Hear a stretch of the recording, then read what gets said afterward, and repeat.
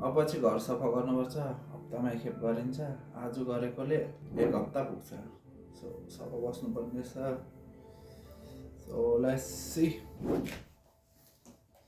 यताको कुचो चाहिँ यही है, भ्याक्युम क्लिनर। कुचो त नदेखेको त निकै भयो त।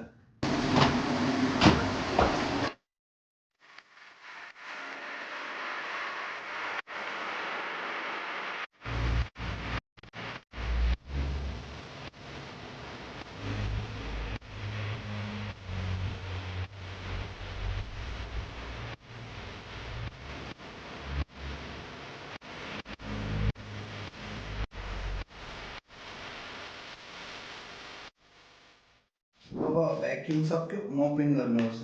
अब यसले मोप गरेपछि पोचा लगाए जस्तो नि सेतो ऐना देख्ने हुन्छ। यस्तो भुइँमा हेऱ्यो भने त झन् आफ्नो अनुहार देखिन्छ नि ऐना।